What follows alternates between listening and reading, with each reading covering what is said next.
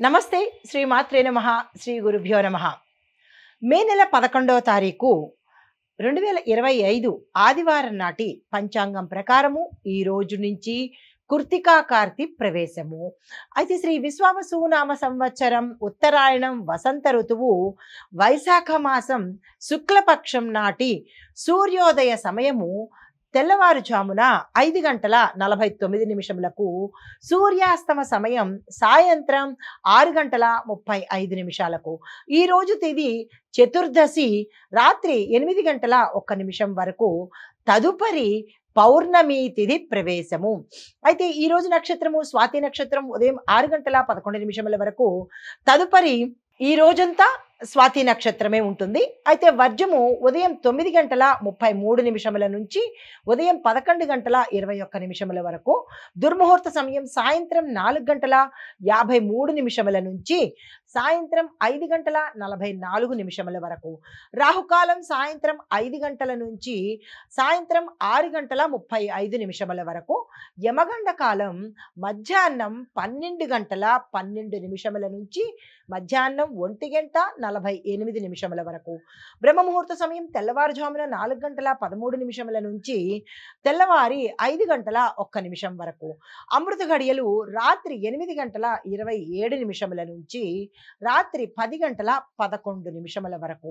అయితే అభిజిత్ ముహూర్తము ఉదయం 11:47 నుంచి మధ్యాహ్నం 12:38 వరకు. ఇది నేటి పంచాంగం. నమస్తే. తదుపరి రాశి కర్కాటక రాశి. ఈ రాశిలో వారికి స్వీయ శక్తితో అంటే మీ అంతటి మీరు కష్టపడితేనే విజయాలు పొందే అవకాశం కనబడుతోంది.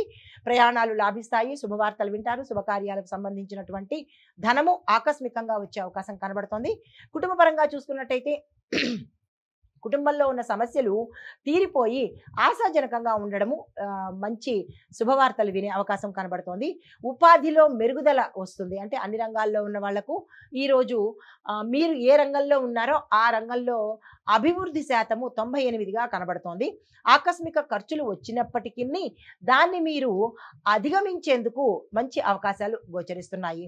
అయితే కొంచెం ప్రశాంతంగా ఉన్నట్టయితే సానుకూలంగా ఉండే అవకాశం కనబడుతోంది. స్ట్రెస్ని ఒత్తిడిని తీసుకోకండి. తదుపరి రాశి సింహరాశి.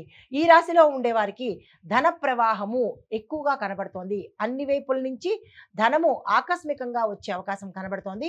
మీరు ఏదైతే కార్యాలు చేస్తారో ఆశించిన విషయాల్లో విజయాలు వస్తాయి మీకు. అంటే మీరు ఏదైతే అనుకుంటున్నారో దాన్ని సక్సెస్ సాధించుకునే అవకాశము అన్ని రంగాల వాళ్లకు ఈ సమయంలో కనబడుతోంది.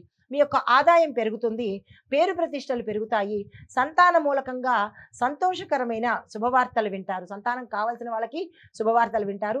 సంతానం ఉన్నవారికి వారి ద్వారా మీకు సంతోషకరమైన వార్తలు వినబోతున్నారు. ఆరోగ్యపరంగా చూసుకున్నట్టయితే ఈ రోజు చాలా చక్కగా ఉండబోతోంది. తదుపరి రాశి కన్యా రాశి. ఈ రాశిలో మీకు అన్ని అనుకూలతలు ఎక్కువగా కనబడుతున్నాయి. ఏ పని చేయాలన్నా ఈరోజు చక్కని రోజు. దీన్ని మీరు అవకాశంగా తీసుకుని ప్రణాళికలు వేసుకోండి.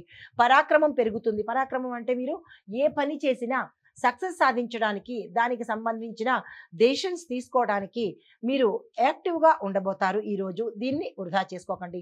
వ్యాపారస్తులకు ధనంతో సంబంధించినటువంటి లావాదేవీలు చేసేవారికి ఈరోజు కలిసి వచ్చేటట్టుగా కనబడుతోంది. దానికి సంబంధించిన ప్రణాళికలు వేసుకోండి.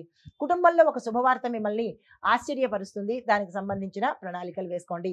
కొంత ఆర్థిక ఒత్తిడి మీకు తగ్గుతుంది. ప్రయాణాలు యోగిస్తాయి.